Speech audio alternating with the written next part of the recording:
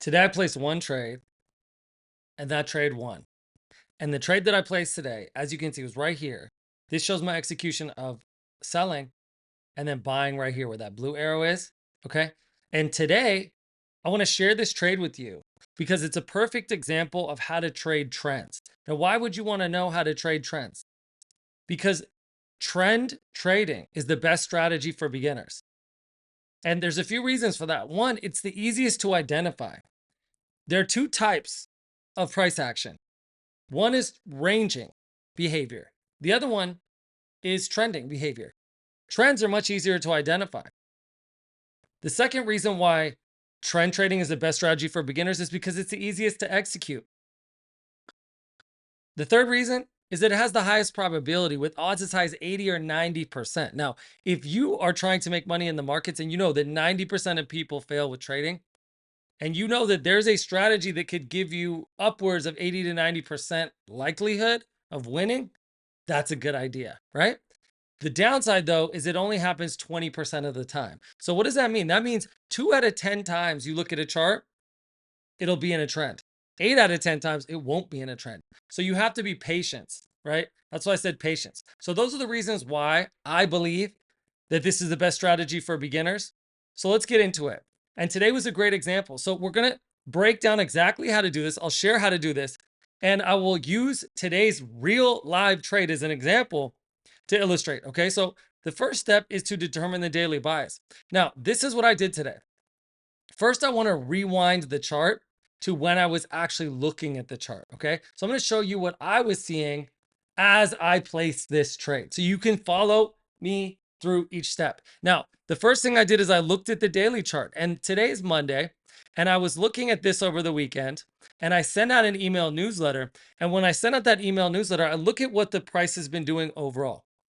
So I noticed that we are in a bear trend here. Now, how do I know that? This is the daily chart on my left. Okay. And I just draw a line. Look how simple this is. I take the high and then I draw a line to the second point, which is that next lower high. And that puts me about here. Okay. And I extend it just a little bit, not too much, just a little bit. That shows me that the price is going down in terms of the highs. And I could draw another line down here. Why don't we go and do that? So I could do the same like this, right? So if you have the lows getting lower and the highs getting lower, that means down. Okay, cool. So we've determined a daily bias. Now for the daily bias, we just want to look at the last 2 or 3 candles. Okay. So are we still going down in the last 2 or 3 candles? Yes, we are. Okay. So that's step one, determine the daily bias. It's going to be bullish or bearish overall, or it's going to be sideways. Okay. Those are your only options. Step two is to identify trend or range. Now, we're in a trend on the daily chart, but the daily chart will not have a lot to do with the 5-minute chart, which is what I'm looking at usually. Okay. So we want to look now, zoom in essentially, right? This is zooming out. This is zooming in. Okay. All of this price action, right? We actually have a bar counter, 84 candles in total. All of these 84 candles happened within this one candle on the daily chart. Okay. So you can see there's a lot going on a 5-minute chart. This is actually a 2-minute chart, which I used today. And I'll explain to you why. So when I looked at the chart, this is what I saw. Because I start with the 5-minute after I look at the daily. And what I saw is I saw that the lows were getting lower, just like on the daily chart. And then we made another low here. So I drew a line across and I connected this low with this low. Okay. So I'm trying to identify whether we are in a trend or a range. And I'm going to draw lines to visualize the market using red for bearish trends and green for bullish trends. So this line is connecting here and it's connecting here. And that to me shows that the price is going down. Okay. So far we've been able to determine that this is bearish on the daily chart and bearish on the 5-minute. Okay. Now, the next step is to analyze the start of the trend. So we're going to find and mark the breakout point. Now, sometimes I will do this in my mind. Sometimes I will do this on the chart. I recommend you always do it on the chart, especially if you're new or still a beginner. And pretty much all of us are still beginners, right? Because no one's ever going to understand everything about trading. No one's bigger than the market. So let's look at when this trend started. As far as I can tell, the trend started here. That's why I have this arrow. Okay. When we went up to test the all-time high, and we had this bear bar and then this bear bar, and this bear bar closed on its low. Look at what happened ever since then. Down, down, down, down, down, down, down. Okay. So the trend started a while ago. In fact, it started on February 20th. It's now March 10th. So it's not that early in the trend, although trends can go a lot longer than that. Okay. So when we look at the 5-minute chart, I now want to start to look for a bearish trade. So I'm going to find the breakout point. And if I look at this chart, and this was today, okay, this is the low of the day, and this is the high of the day. I want to see where that breakout happened. And I can tell you where the breakout happened. It happened here. Okay, this is a gap. And I have an indicator on my chart that shows me that gap.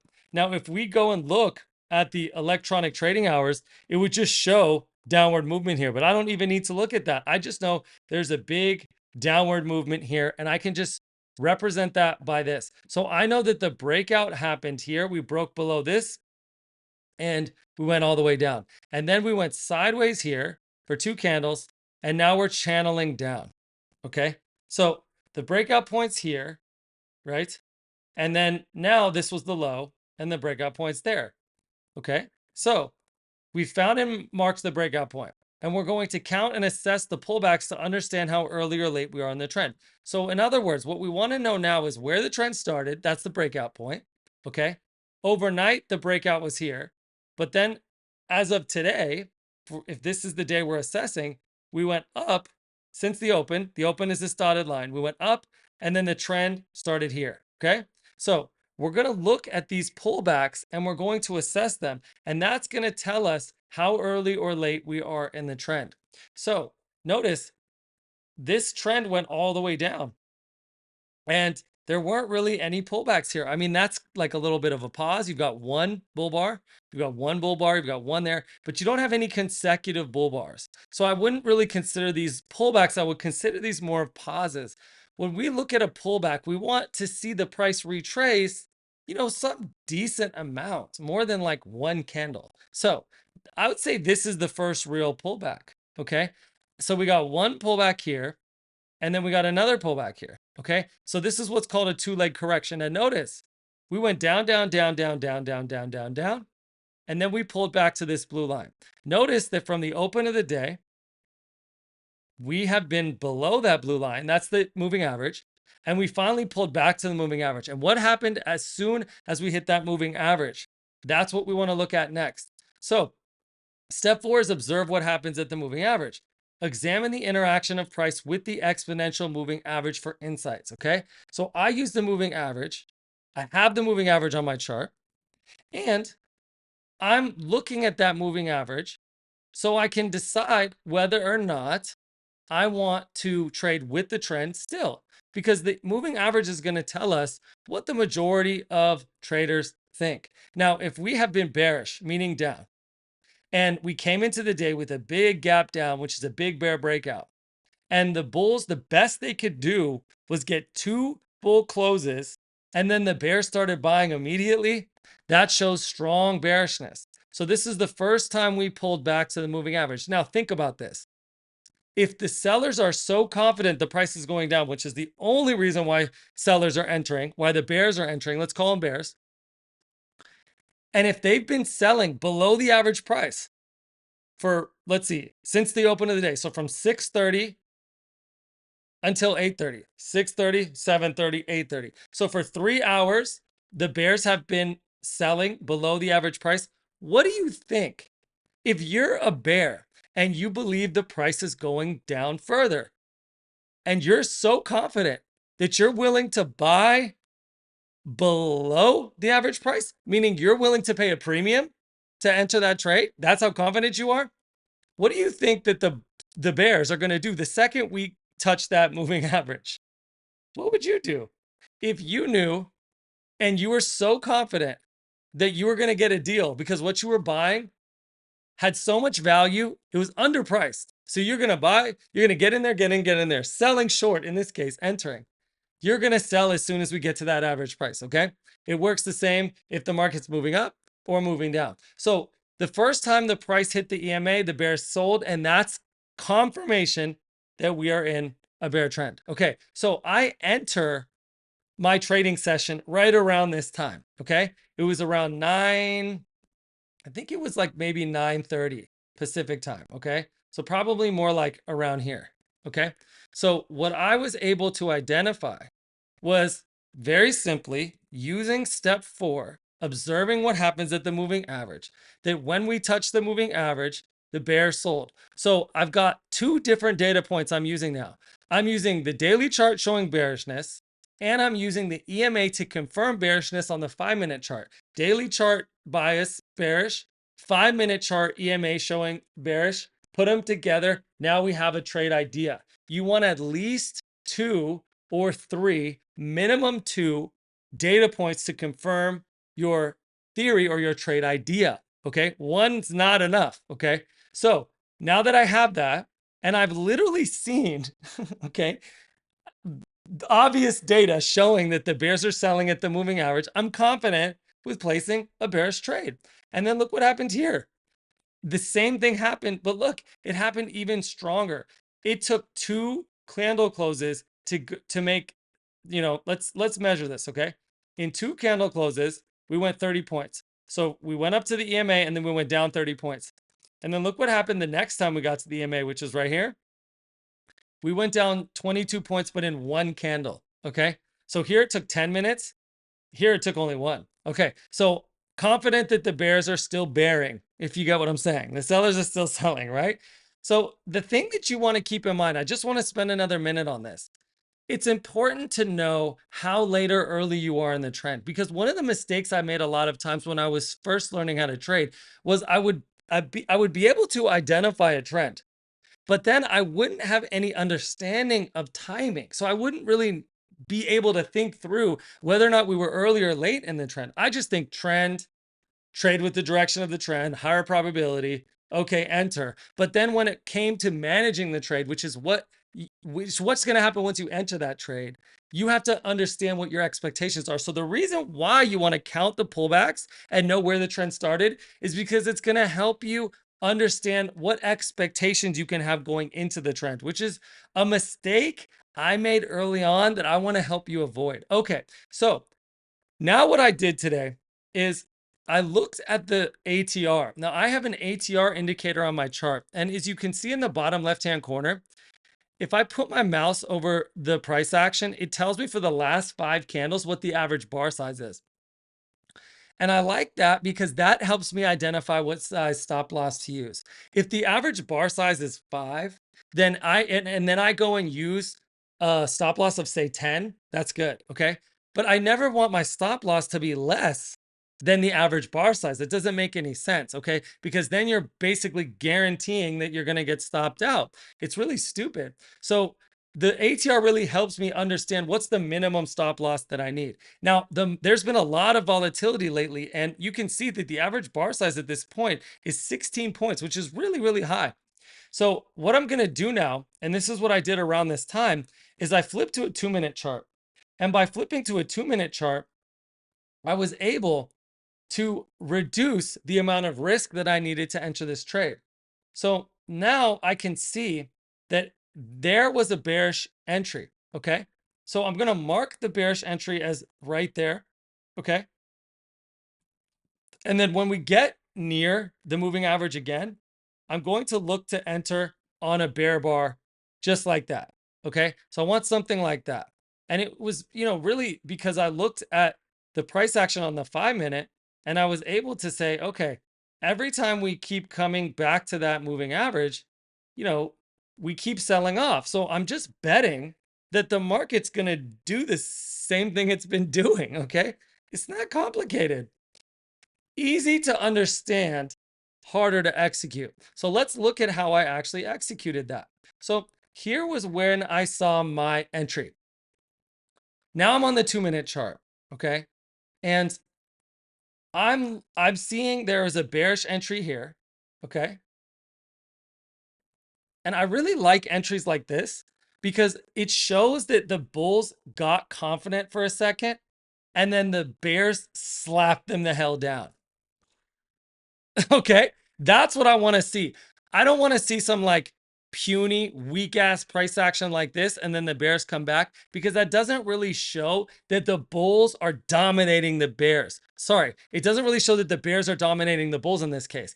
I want the bulls to test the bears aggressively, and then I want the bears to come back and show that they are dominating the hell out of the bulls. And that's exactly what you see here. Okay, so this is called a two-legged correction. Look, you've got one leg, pullback, two legs. Okay, so these are commonplace in trends. So when you get it to in a trend, whenever you see a two-legged correction, watch very closely to what happens. Okay, because if you see a strong trend continuation, in this case right here, right, then you know that that trend is strong and this baby is likely going to keep going. So it happened here, then it happened again here. Now you also see a two-legged correction here because you have one leg up, pause, and then another leg up. Okay. And then what happens? Aggressive selling right here. Okay. So I'm looking at something that resembles this or this. You got me? Okay. So we followed all of our steps. We've observed what happens at the EMA. We've done step 1, 2, 3, 4. And then we're going to go down to trade structure and execution. So this is what you do before the trade. Trend trading how to, that's what we just covered. And now this is what you do during the trade. So first, set your maximum risk per trade. Utilize your dollar loss limit. This is actually your daily loss limit. Okay. So you need to know how much risk or how many dollars you can risk on a daily basis. And then from that daily loss limit, you want to determine your maximum risk per trade. Okay, so I know what that is. I'm risking 10 or 11 points per trade. Okay, so that's my maximum risk. So you start with risk. Okay, because as traders, your job is to make money? No, your job is to manage risk. You manage risk well, the money will come. Remember that. So establish your stop loss and adjust your position size according to your max risk parameters, and ensure that your stop loss is based on that risk assessment, adjusting your position size to manage risk. And you already understood that for me, and what I recommend is really making use of this ATR indicator, setting the length to 5, and then making sure that your stop loss is somewhat bigger, that maybe a minimum of 1.5 to 2 times that ATR, if not bigger. Okay, so like I said, I'm looking for about 10 or 11 points. So here was the trade. Okay, and I put my risk here a couple points above that bear bar, and I'm just going to go for 1 times risk. Now, what I like about this trade is that my profit target, the price does not even have to break below this low in order for this target to get hit. Because what I know about channels like this is a bear channel, is that often when we get close to that low, the price likes to test it and sometimes bounce up and reverse up.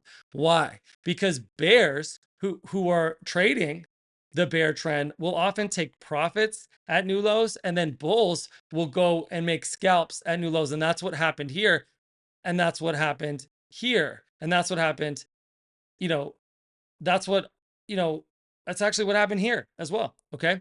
So that's what a two-leg correction is. It's bears taking profits and then the opposite side making small scalps. All right. So here's the trade. And here's how it works. I entered here and I just executed the trade just like this. Okay. So now I'm in the trade and the next candle was a doji. So now I'm like, uh-oh, that's not what I want to see. I want to see a strong bear bar. Okay. But what I'm seeing is a pause. However, this isn't data to the contrary. If this was a big bull bar, then I'd be sweating, but it wasn't. So it's neither confirming or denying my position. What does a doji mean?